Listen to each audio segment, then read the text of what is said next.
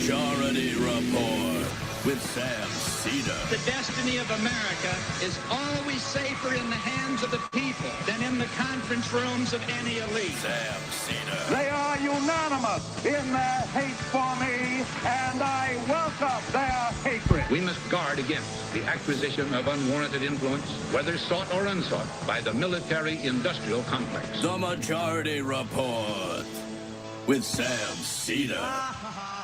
Ever get the feeling you've been cheated?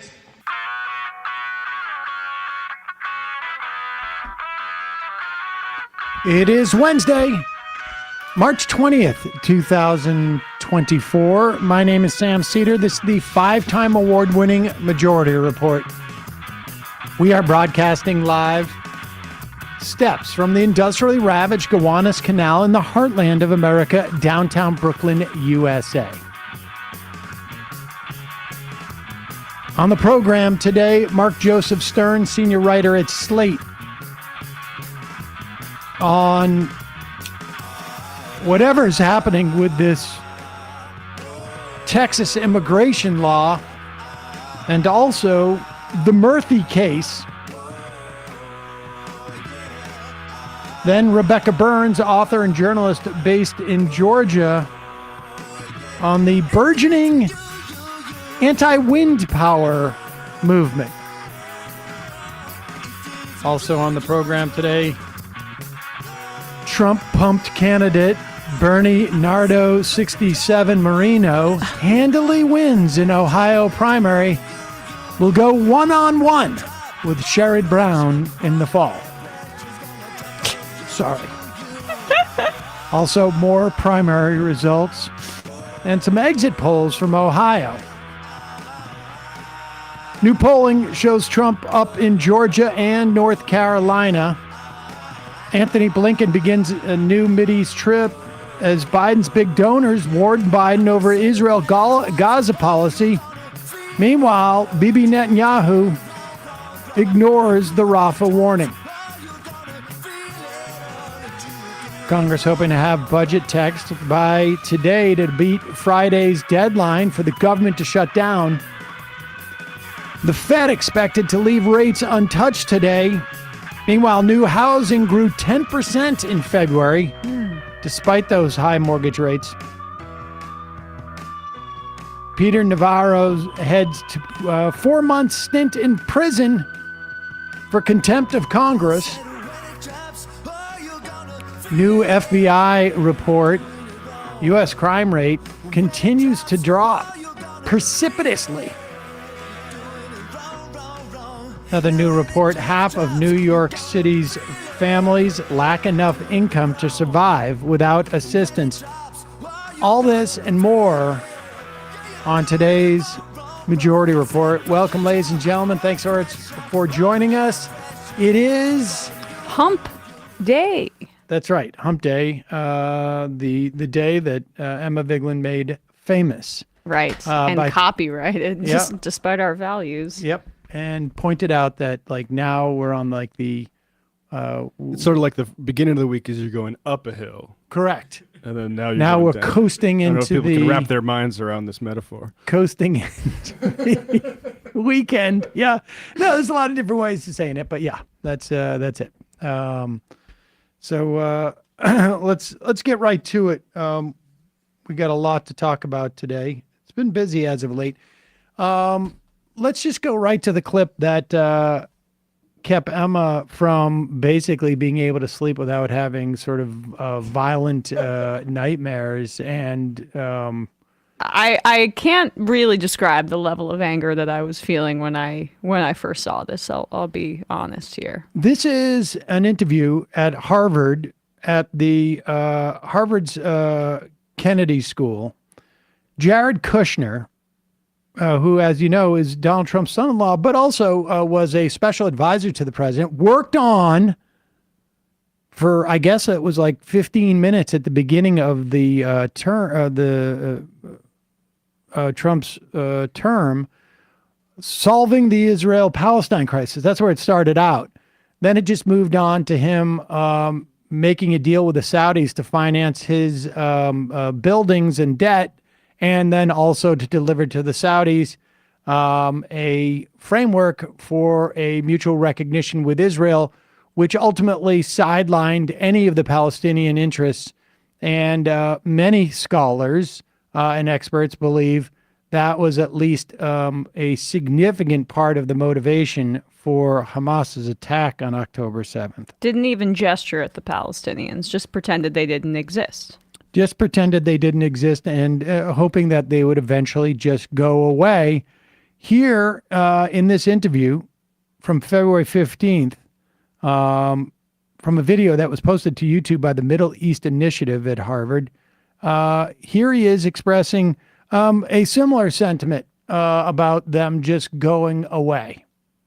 Syria, when there's refugees, Turkey took them, Europe took them, Jordan took them. For whatever reason, here in Gaza, there's refugees from the fighting, from an offensive attack that was staged from Gaza. Israel's going in to do, a long-term deterrence mission.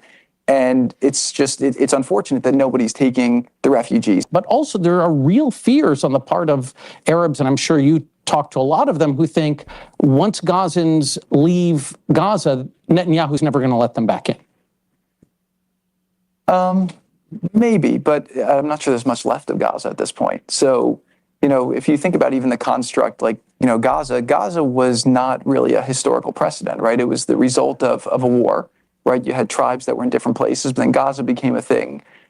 Egypt, used to run it, and then, over time, you had different governments that came in different ways. All right, I'm so sorry. Pause it for war. a sec, because we just have to unpack some of this. So when he said there's no historical precedent, that's fairly incoherent. But what he means there is that we could transfer them to another place, like Gaza. It just kind of was created by the Israeli government as an open air prison to house these people as their land was stolen. Like, they could go somewhere else, and he'll get into that in a second. But how cavalierly he says, I'm not sure there's much left of Gaza at this point. Yeah, that's the problem. That's the genocide that's unfolding. Right. And just also to make something clear that, first off, the existence of Gaza and people living there Ancient precedes the existence of the nation of Israel. We should just say. You know who also precedes the nation of Israel? Joe Biden, older than the state of Israel. Okay. Gaza is mentioned in Samson takes place in Gaza. the story of Samson. What are we talking about? It's a recent invention or whatever he said. But again, what kind of precedent do you need to justify the fact that people live there and then have been now living there for 70 years because that was where they went when they became refugees because of their being pushed out of the other parts of Palestine, which ultimately became Israel. Psychopath. But go back a little bit so we can bask in this. Right, you had tribes that were in different places, but then Gaza became a thing. Egypt, used to run it, and then, over time, you had different governments that came in different ways. So you have another war. Usually when wars happen, borders are changed historically over time. And so my sense is I would say, how do we deal with the terror threat that is there so that it cannot be a threat to Israel or to Egypt, right? I think that both sides are spending a fortune on military. I think neither side really wants to have, a terrorist organization enclaved right between them. And Gaza's waterfront property. It could be very valuable to, if people would focus on kind of building up, livelihoods. You think about all the money that's pause it for 1 tunnel second. network. You notice he at least had the tiny modicum of self-awareness when he said it could be valuable too, and then shifted when he realized ooh, wait a second, I don't want to give up my business plan. This is the quiet part out loud. This is what is widely understood, but not supposed to be said out loud, Jared. And he realized oh, wait a second, I just revealed my PowerPoint. Go back a little bit so that we can hear that again. This is, none of this should be in any way surprising, but what is think of the level of how much of a sociopath you would have to be. I can understand people conceiving of this. I can understand people robbing a bank, but announcing that you're robbing a bank, live streaming that you're robbing a bank, We're gonna do and good this stuff with is this money. this, of course, is even more horrific because of the actual sort of like death and suffering that's being created. But this guy is so oblivious, so sociopathic that he's actually saying this stuff out loud at this time. Like the flesh of the children that he wants to build his luxury developments on hasn't even fully decomposed off of the bones. So he's not just doesn't want to just build this his real estate development on their skeletons, but on their literal corpses at this point. I think neither side really wants to have, a terrorist organization enclaved right between them.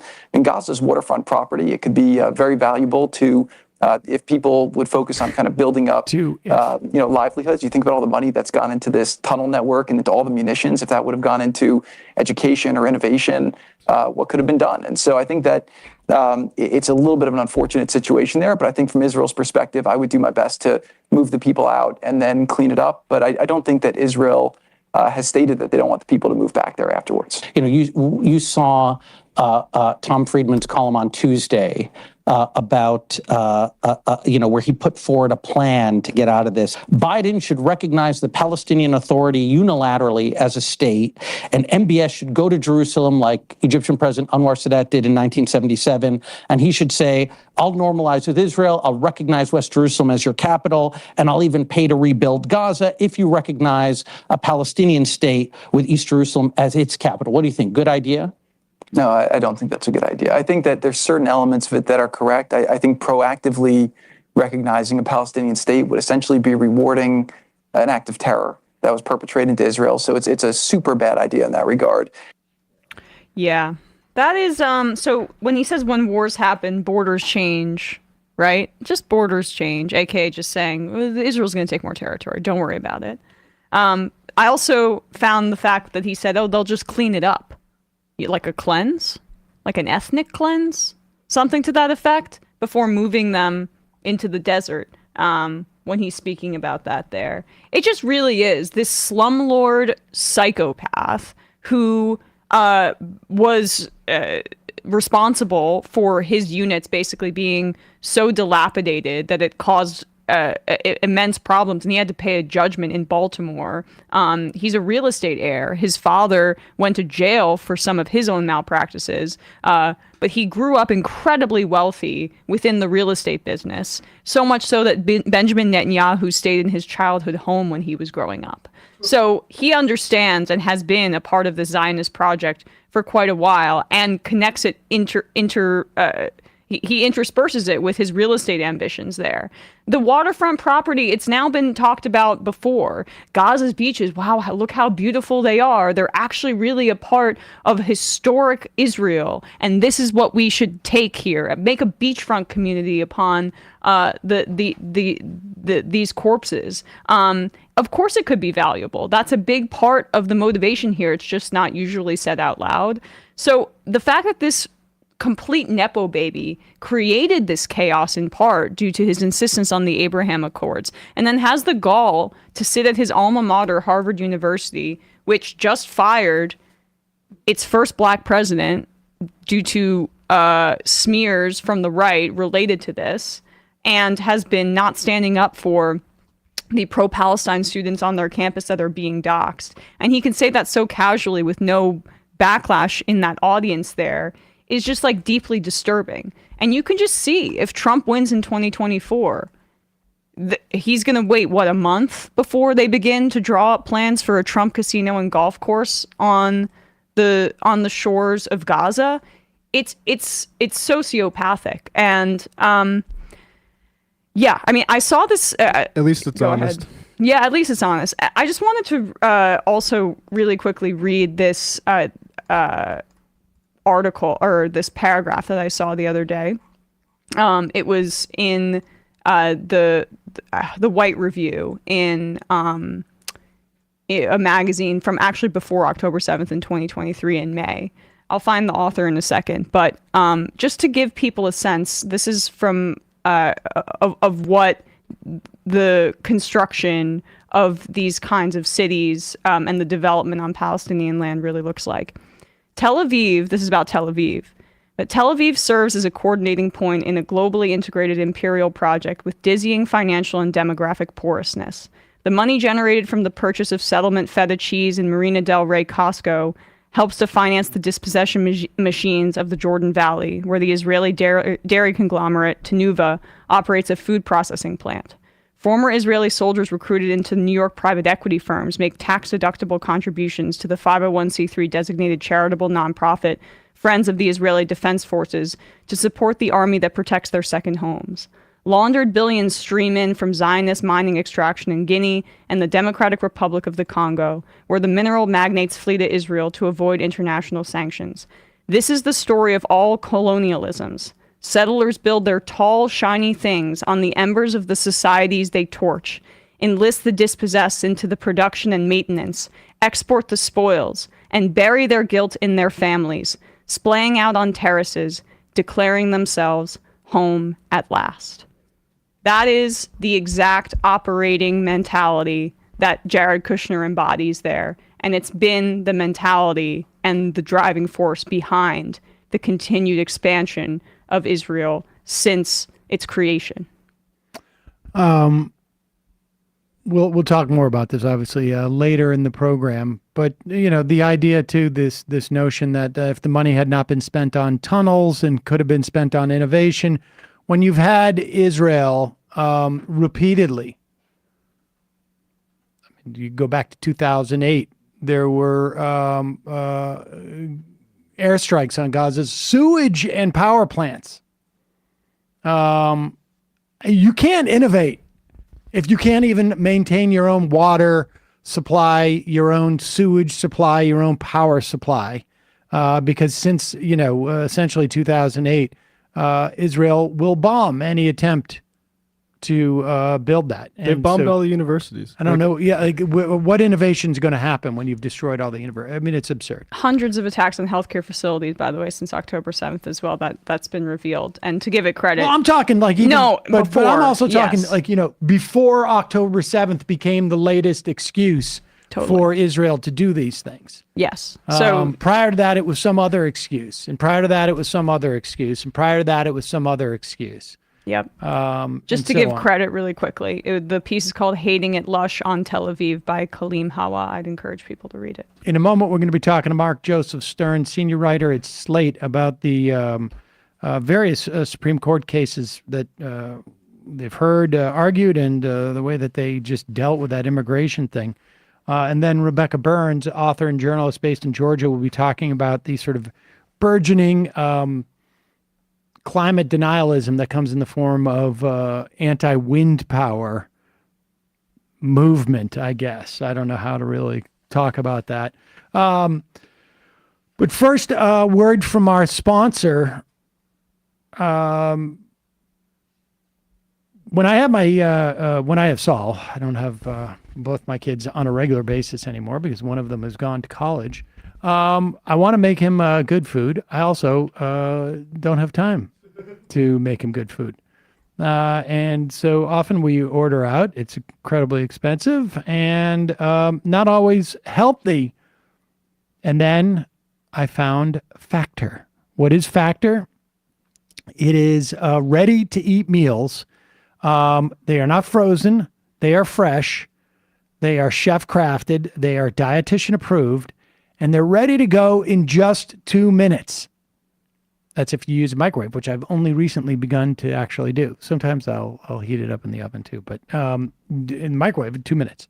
There are 35 different options to choose from every week. They have like different, categories. You can do one that is like calorie smart. One is the protein plus. They have keto. There are also 60 add-ons to help you stay fueled up and feeling good all day, like snacks or like breakfasts and stuff like that. Get started today and get after your goals. Some of these meals are really, really incredible. I had this shredded chicken with mashed potatoes, and they have broccoli too, so that I can get Saul to eat something that's green. And I think they had cheese and bacon in it. It was like a It's like a mash. I don't know. It was fantastic. I've had sweet polenta with chicken on top, and I had a salmon. Saul doesn't eat fish, but I did, and it was almond crusted, and it was like sort of like Moroccan spices. It was delicious, really delicious. Saul loves the chicken dishes, so it all works out. It's fantastic. I want to thank Factor for supporting the program, and you can head to factormeals.com/majority50. Use the code majority50. That's the number 50, majority50, and get 50% off. You got to try this. See if you like it. You will. But go check it out. Factor also offers 2-minute meals. You fuel up faster with Factor's restaurant quality meals that are ready to heat and eat whenever you are. They send it to you. It's super easy. I think we got 3 meals for 2 of us each, so maybe 6 meals at a time. And it was great. They have pancakes. They have smoothies. Oh, they also have these like little shot, juice shot things too that were also good. Nice. Yeah, we had the smoothies. We had the chocolate and the banana. Oh, yeah, no, they're very good. Head to factormeals.com/majority50 and use the code majority50 to get 50% off. That's code majority50, majority50 at factormeals.com/majority50 to get 50% off. Also, today's program sponsored by really one of my favorite products that we have. When I grew my beard, I stopped shaving as much as I was. And I was like, I don't want to deal with the subscription service that we were promoting. And so I was looking around for a razor. You know, I still got to shave here and on the neck a little bit and in between here and here. This is a Henson shaver. It is made by Henson Shaving Company, which was a precision aerospace manufacturer. They still are, I think, that make parts for the International Space Station and the Mars rover. And what they did is they took their CNC machines, aerospace grade, computer numerical something machines. Thank you. Numerical control. I always forget what they're called. And they basically made a better razor by controlling the distance of the blade from the razor. Razor blades turn out to be like diving boards. If they're too far from the blade itself, they're not supported enough. They wiggle and this and that, and they'll scratch. They'll cut poorly. They'll nick you. This has a razor that extends 0.0013 inches, less than the thickness of a human hair. Secure and stable blade with a vibration-free shave. It has little channels here to evacuate their hair. But here's the thing about Henson Shaving, and I'm convinced it's because they're Canadian. They set out to make the best razor, not the best razor company. So in other words, you buy this, it really feels great in the hand. It's a beautiful piece of manufacturing or product or whatever you want to call it. But once you buy this, there is no subscription services. There is no proprietary blades. It uses classic straight edge blades. You are shaving for the rest of your life for $3 to $5 a year. That's it. $3 to $5 a year for the rest of your life. And this is a razor that will last that long. It is time to say no to subscriptions and yes to a razor that's going to last you a lifetime. Visit hensonshaving.com/majority. Pick the razor for you. Use the code majority and you'll get 2 years worth of blades free with your razor. You just got to add them to the shopping cart. So you take a package, you don't have to pay for blades for 2 or 3 years, essentially, and you're done. One time. Really this is a great gift. 100 free blades when you head to Henson Shaving, HENSON, shaving, SHAVING.com/majority. Use the code majority. All right, we're going to take a quick break. We'll be right back. We're going to put all of those links in the YouTube and podcast descriptions.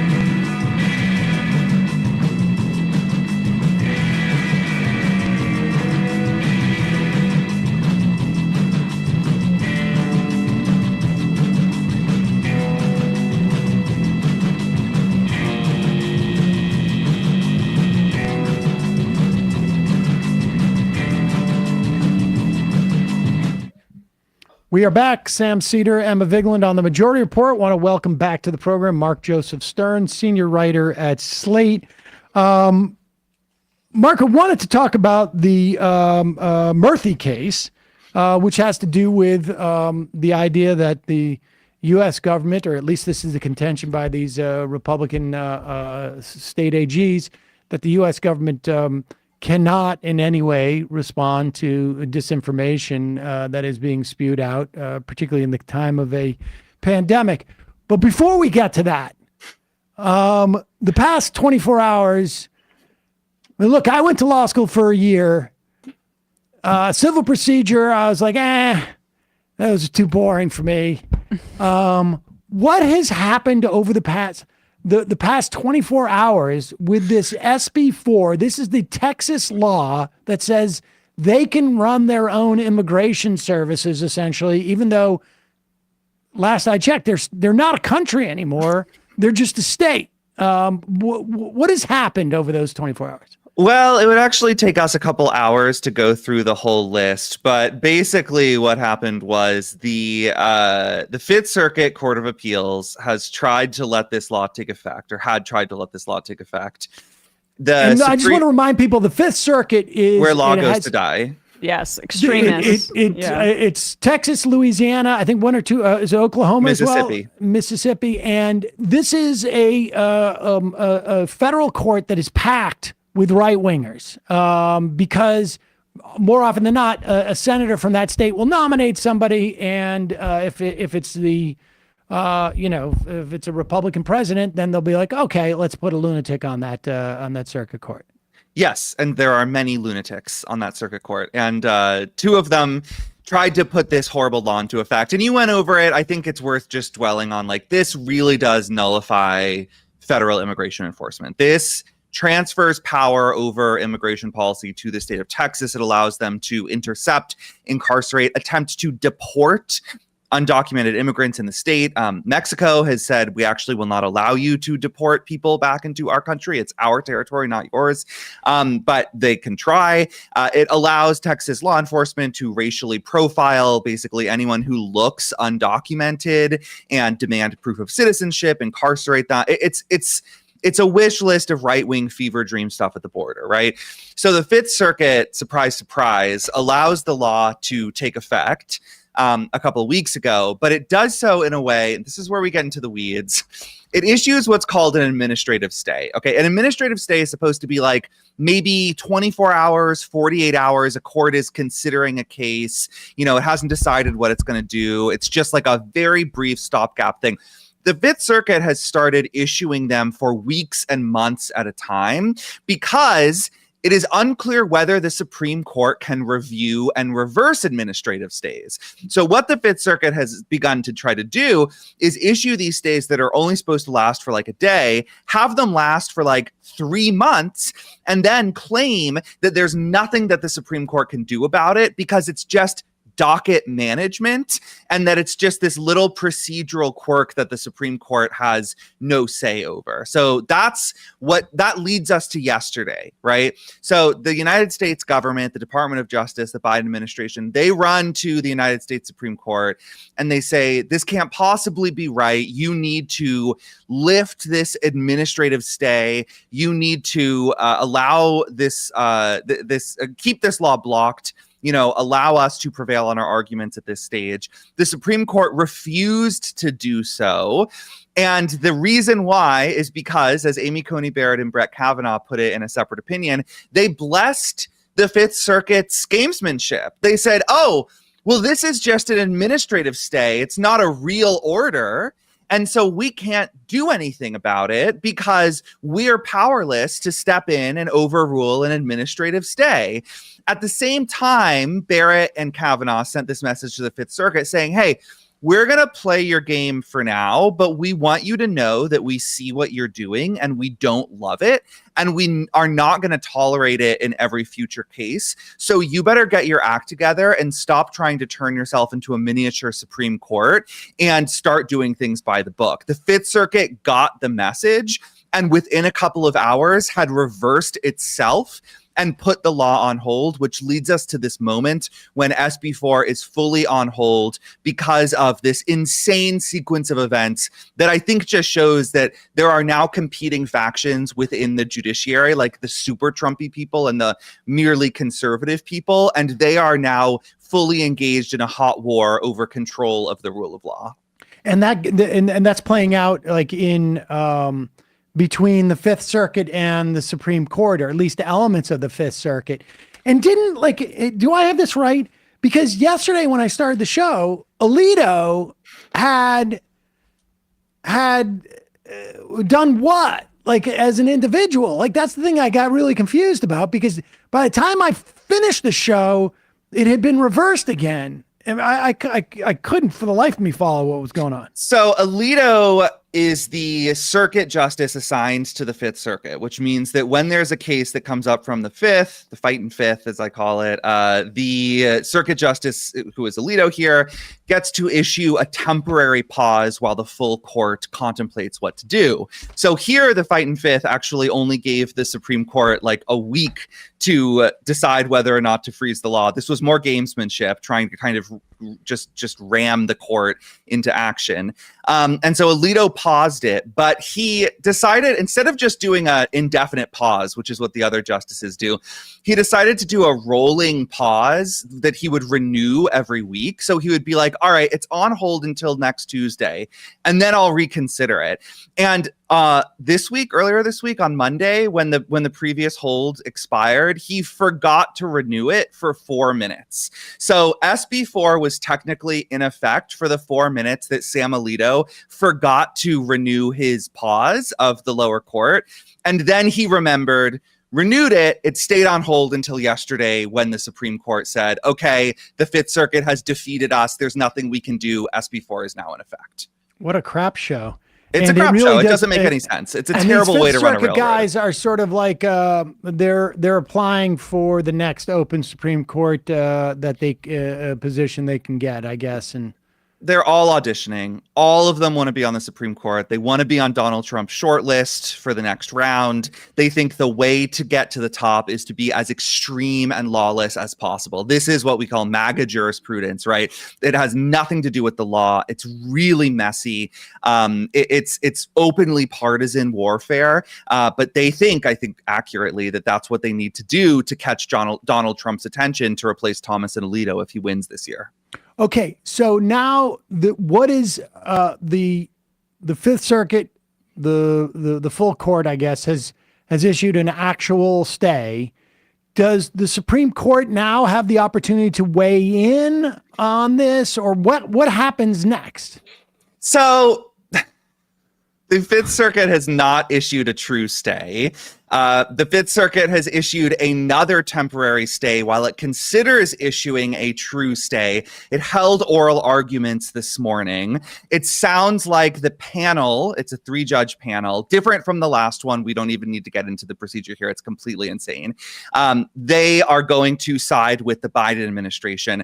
And so they are likely going to put SB4 on hold for a much longer time period. So no more of this 1 week, 1 hour, 1 minute stuff. I think very soon the Fifth Circuit is going to say SB4 is on ice. And at that point, Texas will go back to the Supreme Court and say, hey, remember how you ruled in our favor last time? Well, we just want you to do it again and let us begin to enforce this clearly unconstitutional law. Yeah, that's the other thing about it, is the underlying sort of issue here seems to be completely absurd that it's even being entertained. Well, there was a case in 2012 called Arizona versus United States, where Arizona tried to do exactly this, which was to usurp federal immigration enforcement authority and transfer it to Arizona police. And that was the era of Joe Arpaio. He wanted to be able to arrest anyone who couldn't show their papers. This was the notorious Papers, Please law. Very similar to what Texas is doing. Texas actually goes a little bit further in claiming it can deport people, but otherwise they're clones. And, you know, that was a precedent that remains on the books 12 years later. Like Arizona versus United States clearly is good law, clearly applies to this case. Texas was just openly defying it. And now what the Fifth Circuit did by letting this law take effect temporarily is overrule the Supreme Court from below, which is the Fifth Circuit specialty. They have said over and over again, we do not feel bound by Supreme Court precedent. We do not feel bound by stare decisis. We get to do whatever we want. If the Supreme Court doesn't like it, they can overrule us, but it's not our job to try to follow precedent. That seems contrary to what I learned the subsidiary courts were supposed to do in our system, but I guess it's a new era. All right. Well, that said, let's talk about Murthy. What is the Murthy case about? The Murthy case is another Fifth Circuit case. It haunts my dreams, Sam. I'm telling you, this damn court. Well, my last thing I have on my list to talk to you about is the changes in venue shopping. But let's talk about this, because in the Texas instance, I mean, it makes sense that it's in the Fifth Circuit, maybe like we'll talk about that. But let's talk Murthy first. Yeah. So here, two Republican AGs in Missouri and Louisiana filed a lawsuit in a single judge division in Louisiana District Court, knowing that they would draw a Trump judge named Terry Doughty, who is a notorious anti-vaxxer. He wrote this truly insane opinion a couple of years back saying that COVID vaccines don't work. He's notorious for issuing these sweeping nationwide injunctions. So these two Republicans go into his court and they say, we want you to issue a nationwide injunction that prohibits the entire federal government from communicating with any social media company in a manner designed to even mildly encourage them to remove or moderate any content involving COVID. Now, the backstory here is that people may remember in 2021, 2022, the Biden administration was working with Facebook, Twitter, a couple other platforms to try to tamp down the rampant anti-vax misinformation at the time, stuff about taking ivermectin to treat COVID, this idea that vaccines caused cancer, and all of this dangerous stuff. The White House and some other agencies were working with like Facebook to say, hey, this information is wrong. You should downgrade it or you should remove it. And we encourage you to actually put out the facts that COVID vaccines work and ivermectin doesn't. It was not coercive. It was not like do this or else. These were task forces that were set up at the request of these platforms to work in partnership. That was the term the platforms used to try to ensure that they weren't making the pandemic worse. So these Republican politicians decide that that is a violation of the First Amendment. They go to Terry Doughty, the Trump judge. Terry Doughty issues what may be the most sweeping nationwide injunction in the history of the country on July 4th, 2023, a nice little patriotic flourish, 150-page opinion. And he says the entire federal government, the entire FBI, from like the director down to a desk secretary, the entire Department of Homeland Security, the White House, like all of the government, every employee is now personally gagged from ever talking to any social media company about any controversial issue, not just coercing them to do one thing or another, but just communicating with them, because they are engaged in a relentless and coordinated campaign to shut down the free speech of COVID vaccine skeptics. The Fifth Circuit naturally upholds much of that injunction. That is the setup for Murthy, which the Supreme Court heard on Monday. I think it's safe to say the Supreme Court is not pleased that it has to deal with this garbage pail of a case.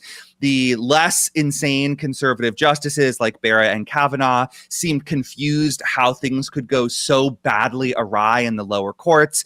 I think the top line thing here is just that it doesn't violate the First Amendment for the government to tell private companies what it thinks. That is a pretty bedrock rule, that the First Amendment only kicks in when the government's engaging in censorship. There was no government censorship here, so there's simply no First Amendment problem at all. I mean, there's a couple of thoughts I have on this on both sides of it. One is like, what would be the line is one question. And two, in the event that they found Murthy in favor of this being censorious, or like an abridgment of the First Amendment, like how could the government sort of like meet with business leaders and say, hey, we think you should start paying your workers more? Like, I mean, I wish they would, well, let's put that aside and but we hear about this all the time. I mean, there was business leaders that went into the White House all through COVID where it was like, you need to start producing more of this stuff and you need to do that. Now, obviously, we're not passing a law that does, and we're not going to put you in jail. But this is what we're asking you. How could the government do that if they're not allowed to say to a social media platform, you should police the false information that's coming out? So the plaintiffs in this case, the anti-vaxxers, the Republicans, would say, well, what's different here is that the government is trying to censor the speech of third parties. So it's not just that the government is pressuring a social media platform or any other private company. It's that this is a company devoted to hosting other people's speech. And so when the government steps in and says, hey, this says that you should put ivermectin in your eyeballs and it'll cure COVID, you should probably take it down, that is silencing the free speech of whatever poor unfortunate soul put ivermectin in their eyeballs and posted about it on Twitter. I think the response to that is, and this is actually something Justice Brett Kavanaugh brought up, which is kind of funny, but he was White House staff secretary. One of the jobs of White House staff secretary is to call up newspapers and yell at them for publishing stuff. Say, this imperils the troops, this is wrong, this is too mean to the president, whatever. He actually said on the bench, I give him credit for it, he was like, look, this is what government officials do all the time. They call up the media. They say, I don't like this op-ed. I don't like this piece. You shouldn't print that. You shouldn't print this. No one has ever thought until this case that that is a First Amendment violation. But the attorney, the Louisiana Solicitor General arguing for the kooks in this case, said, well, that has always been unconstitutional and we just didn't realize it, that it took this case for everyone to understand it. And he said that even mild encouragement, mild. So not just like not coercive. We're not even talking about coercion. We're not even talking about like enthusiastic encouragement. We're saying calling up a company and saying you should maybe consider taking down this post or not publishing this op-ed, that alone violates the First Amendment and that courts have to step in and gag any government official who would dare to do such a thing. We should also say that obviously corporations do this all the time. Yep. That is, there are people who are constantly hectoring any type of outlet, regardless of whether it's Twitter or what, as to their corporate agenda. Now, of course, they don't have the power of the government, so it's not like a First Amendment issue, but this dynamic exists. So where would the line be crossed? So this is something that the Deputy Solicitor General talked about a lot, and I think defended a clear, bright line here. So I think if you call up, if you're whatever, White House staff secretary, Surgeon General, you call up Facebook, you say, you should consider taking down this post about COVID vaccines causing cancer because it's wrong. That is fine. That seems to clearly fall on the line of not a constitutional issue. But if you add to the end of that, and by the way, our antitrust division is seriously looking at breaking up Facebook for monopoly violations. And if you don't take down this post, then we might have to look into you a little more carefully to see whether we need to bust you up. That would cross the line into coercion. So there has to be a real threat of some kind of enforcement, some kind of punishment against the platform before it crosses the line. And that follows from this decision from the early 60s that the court kept talking about called Bantam Books, where basically the state of Rhode Island created this commission that was going around to bookstores telling them, nice little bookstore you got there. Wouldn't it be a shame if it got shut down because it printed stuff we don't like? That's coercion. I think we all agree, that is a violation of the First Amendment. But nothing of the sort happened in this case. It didn't even get close to that line. And so, again, it's sort of a mystery to me how this case reached the Supreme Court. The only thing that is reminiscent of is when I think Donald Trump was saying that about Bezos in the Washington Post. And he was saying, nice company, Amazon, but we should maybe look into that for antitrust or something like that. I mean, he literally did that. I think it was, but apparently. It doesn't count when Donald Trump does it. That's my understanding. All right. Lastly, this change there's a federal judicial rulemaking body, which I was not aware of apparently, that has changed the process in which you could venue shop, like what it sounds like the Murthy people did in this instance. Explain that to us and just how big of a deal this is. So in a couple red states, Louisiana, Texas primarily, they have these outpost courthouses in sort of random places like Amarillo, Texas, Monroe, Louisiana, they're called single judge divisions, which means there's just one judge who sits in that courthouse. Now, if you only watch TV about the law, that might not sound surprising, but actually federal district courts have many, many judges on them. And traditionally, when you file a case in a federal district court, it goes into the spinner that used to be an actual physical machine. Now it's an electronic thing, and is randomly assigned to one of those judges to prevent the plaintiff from picking their judge, because it is obviously deeply unseemly and looks very political for a plaintiff to be able to handpick which judge is going to hear their case. The single judge divisions have developed as a workaround to that, a kind of loophole, because these judges are the only guys in their courthouses, and these district courts, under conservative judicial control, have essentially suspended the rule of random assignment and allowed these judges to take and hear and decide any case that somebody files before them. So the Murthy case is one example. Probably the most notorious is the medication abortion case, the mifepristone case last year, right? That was filed in Amarillo, Texas, not because it had any true connection to Amarillo, but because the Trump judge who sat in that court, Matthew Kacsmaryk, was guaranteed to hear the case and guaranteed to rule against abortion because he's a lifelong abortion foe. The Judicial Conference, which is, as you said, kind of obscure, but an important body that sets the rules, has now come out with a rule saying that has to stop, saying random assignment is the rule. There should not be exceptions. And that is especially true when the policy or request or lawsuit or whatever involves some kind of nationwide relief, like a nationwide injunction, like an injunction against the entire federal government or something like that. That if it's a major case that involves major policy disputes, it has to be randomly assigned. Now, the kind of stinger here is that no one is entirely sure how the Judicial Conference can enforce this rule. This is not a body that has traditionally exercised a lot of direct, hard power. It's usually more of a soft power kind of thing. And so if these judges in Texas and Louisiana refuse to play ball, I do not know what will happen. The Chief Justice is the head of this conference and the head of the judiciary. Presumably, he can try to kind of like wield some hard power to rein in these rogue judges. But it is going to be a battle within the Article 3 judiciary. And at this stage, I cannot quite say who will win. Interesting. And so what is the proposal as to how you avoid, like, just if you're a single court justice, you're just not eligible to hear this stuff? It's got to go to a bigger, like how in practice, never mind, will they enforce it? How do they articulate the rule?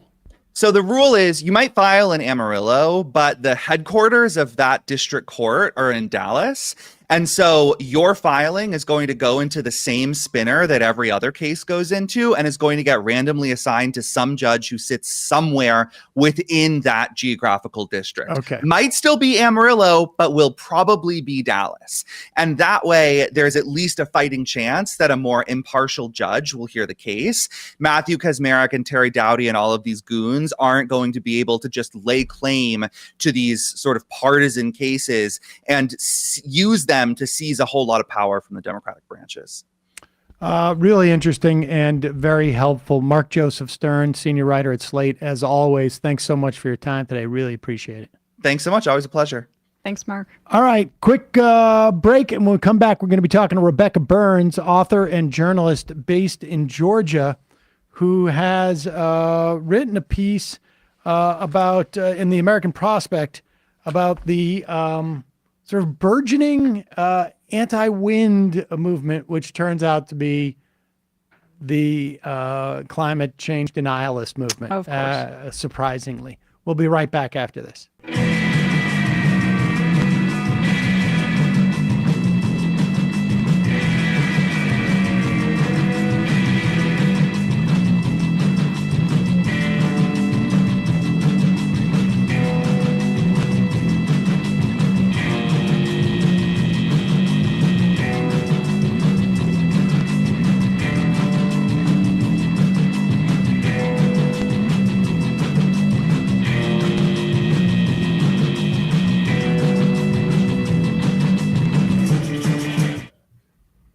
We are back. Sam Seder, Emma Vigeland on the Majority Report. Joining us now, Rebecca Burns, author and journalist based in Georgia, has written a piece in the American Prospect on I don't know, would you call this a burgeoning sort of movement? Or really, in many respects, it's sort of the mutation of climate denialists to a more sort of like practical, we have a problem with it, with this in practice, but in theory, we believe that we need some alternate energy sources, but in practice, this is really problematic, speaking specifically about wind turbines. Yeah, I'd call this a new phase of the, multi-million-dollar climate denial machine that for years was sort of active in full view, funded by entities like the Koch brothers, to sort of deny and manufacture doubt about the science of climate change. And now that has become, largely undeniable for everyday people who are feeling its effect, has kind of changed tact and is waging a much more under the radar campaign to sort of discredit climate solutions. And what I was looking at particularly is the deployment of renewable energy in the United States. And we should say, you cite Naomi Oreskes and Eric Conway's book, Oreskes. I don't pronounce poor names. A book of merchants, I should say, Merchants of Doubt. And we had them on, I guess, when that book came out. Maybe this was about maybe a year ago. I can't remember. But this really does follow the same game plan. They were talking about how within the tobacco business, there was a similar sort of trajectory to this. When did this sort of phase, now that we are sort of in that, it does feel like I guess Donald Trump calls it a hoax. And I should remind people that when he was president, the EPA was not allowed to use the words climate change. That was 4 or 5 years ago. Maybe climate change is been accepted by the Republican Party. I don't think so, but it's not inhibiting their multi-pronged attack. How long has it been that this sort of I hesitate to call it a movement, but this sort of like tactic has been organized, and where was its first sort of like successful or unsuccessful deployment? Yeah, well, I think we're certainly seeing what has been sort of a long-standing under the radar movement, in some sense, I would call it. We have very well-funded right-wing think tanks coordinating with sort of conservative activists on the ground in a lot of places.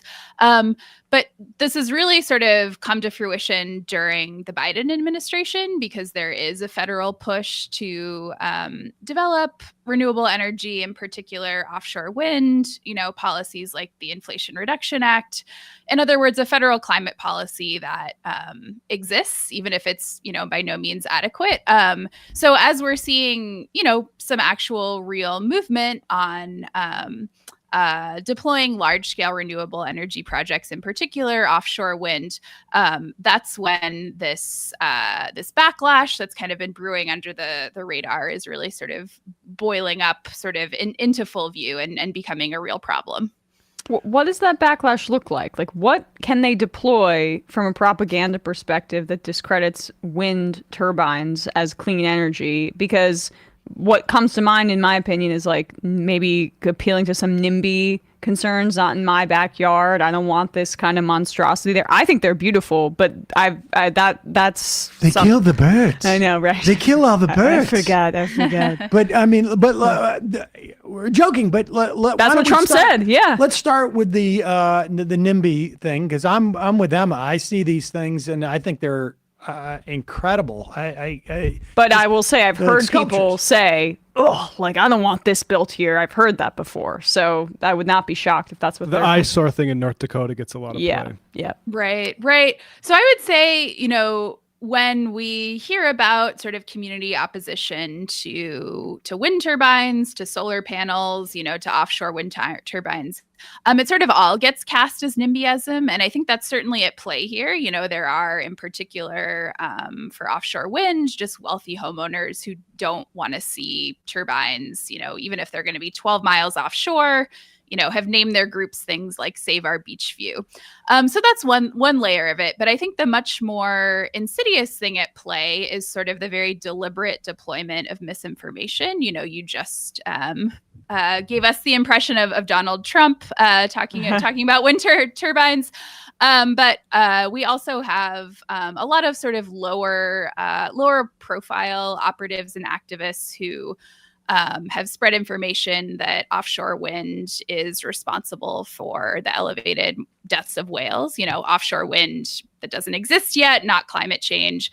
That wind turbines have all of these health effects that are either unproven or are known to be false. They'll ruin your town, they'll tank your property values, they'll kill all the birds. And in particularly the mobilizing of environmental concerns, I can give you an example. So we have the Heartland Institute, sort of an infamous right-wing think tank, known for organizing sort of alternative climate change conferences, also known for, opposing federal environmental legislation like the Endangered Species Act, is now just this week filed a lawsuit challenging offshore wind, sort of using the Endangered Species Act, taking up the mantle and trying to say, we're doing this out of conservation concerns. It's woke activists, it's liberals that aren't protecting the whales here. And it turns out, let's address that specifically, the whales thing. There is zero evidence that wind power deployment is impacting the whales, because these problems with the whales started before any of these deployment of these wind farms, these offshore wind farms, and is far more likely a function of climate change and the change in temperature in the oceans. Correct. So all of the research scientists I spoke to for this story, because, this claim that offshore wind is killing whales is sort of the most prominent talking point that especially folks on the East Coast, but others are likely to have encountered. So it is true that we've had a couple years of higher than usual numbers of whales washing up on shore. Research scientists, biologists, federal agencies are trying to understand exactly what's going on here. It's likely some combination of threats from the commercial fishing industry, which is also kind of joined in these attacks on renewable energy, and the fact that marine species are having their normal routines, feeding and mating upended by warming ocean water. So the sort of cynical campaign to recast this natural event and just link it to something that in all likelihood is totally unrelated, is something that's actually having a troubling amount of success in a lot of places. So there was polling out of New Jersey that nearly 50% of residents, New Jersey and other states have seen large, wide margins of bipartisan support for renewable energy for many years. But this kind of disinformation campaign is actually measurably eating into that support now. So it's a troubling development. So in other words, there are actually folks out there who are like, I don't want to kill the whales, even though like my view is not encumbered by these offshore things. I don't want to kill the whales, and so they're not supportive of it. This stuff it's really working. Yeah, and in some cases, local communities, certainly it's important just for the broader project of, an energy transition in the United States that this have the support of local communities, but also in some cases, zoning permission or approval is needed from local governments in order to move ahead with projects. So there's both sort of a very specific, immediate way that in some cases, local governments, state governments can wield their powers when they're hearing from residents to block these projects. And then also just more broadly, the sense that the climate movement needs these folks on board to move forward and get where we need to be in terms of renewable energy deployment. When RFK Jr. came out in talking to, I think it was Jordan Peterson, talked about our response to climate change as being authoritarian and whatnot. I went back, and this was, I guess, a couple of months ago, and remembered that when the big wind farm, offshore wind farm, was being proposed somewhere between off the coast, like near Nantucket, off the coast of Massachusetts, off Cape Cod, the Kennedys and RFK Jr. in particular were adamant that this was problematic. They have a compound on the Cape, and I think they do some boating out around there and this and that. That's a prime example, it seems to me, of sort of like hitting sort of both ends of that spectrum. Like you have a NIMBY, but also with some environmental cred. Mm-hmm. Yeah. So I think you're talking about Cape Wind, which was sort of a precursor to what we're seeing now and really sort of provided a model to a lot of the right-wing activists involved in this fight as to how to derail this kind of project. And I want to say certainly there were folks, raising concerns about the siting of that particular project and others, that can be very valid, that there weren't appropriate consultations with tribes, that the exact siting didn't take into effect some valid concerns, but that's not what's being raised, by sort of infamous climate change deniers that sort of flock to fights like these to push a very different message. What's next in their agenda, or do they need a next, and they're just able to sort of successfully pursue these narratives about the whales or about the birds or about, I guess, are there other sort of things that we should be worrying about? Are we getting like some type of electromagnetic field from the wind that's being generated? And, we're getting brain cancer from the whooshing sound, or what is next on their agenda, or do they need a next? Yeah, well, I think the troubling thing here is that delay, climate delay is sort of winning for the right. Delaying the action we need, any longer is having catastrophic effects. And also delaying renewable projects, runs up their costs, often screws up their financing, makes it less likely that they're ever going to be built.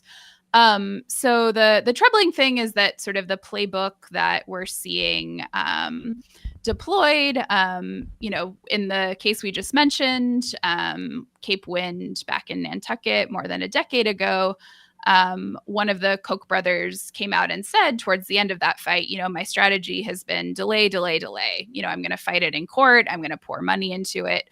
And that's been effective. And that's troubling as we do see, this push to accelerate new wind turbines, new solar panels that we need to probably, triple or quadruple in order to hit the Biden administration's goal for the power sector, which is to have it, running on renewables by 2035.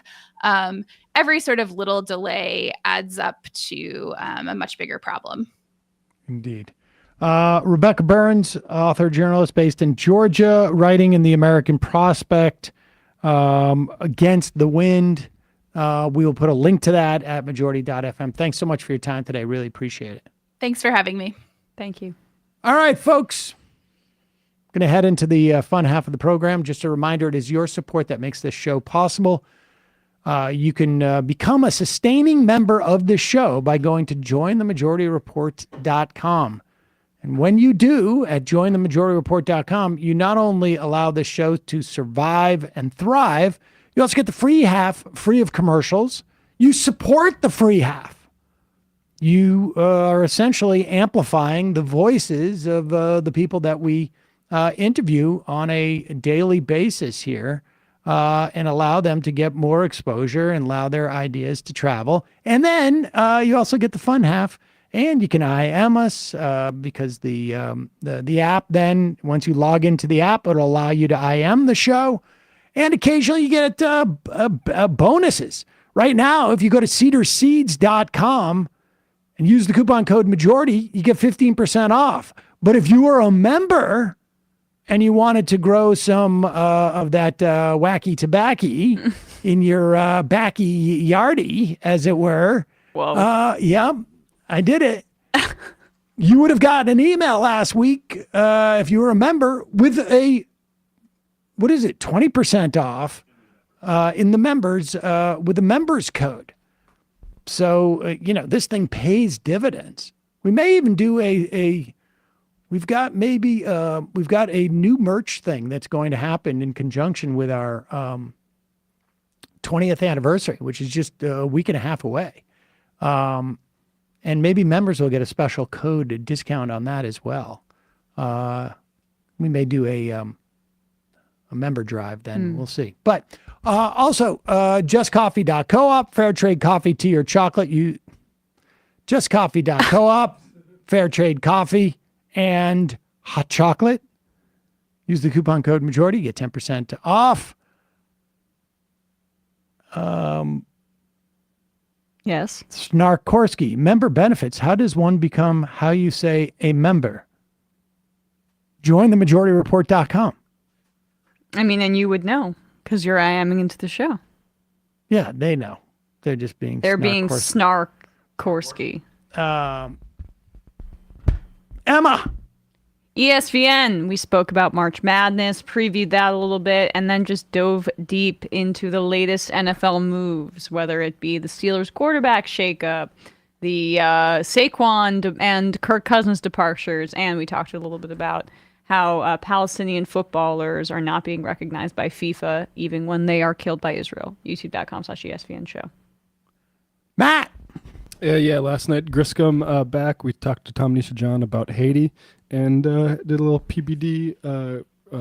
Look back. I mean, David missed out on a lot of PBD, Patrick Bet David news over his honeymoon, so we had to update him on, for instance, him going in for a handshake with Trump at UFC and Trump not shaking his hand and instead shaking the hand of the woman next to him. So. Whoa, what's happening with that?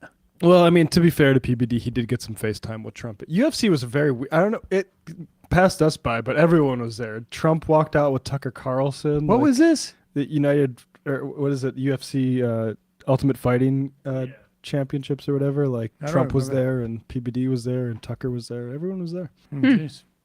Did not get that invite. I think your absence was noted. I think everyone's like, where's Sam at? We can't have UFC without Sam Seder.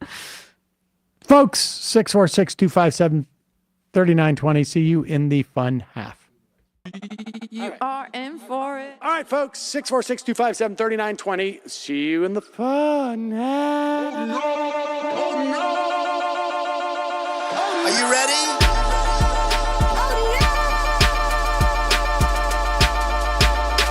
Who sent us this? Anarchy. Alpha males are back.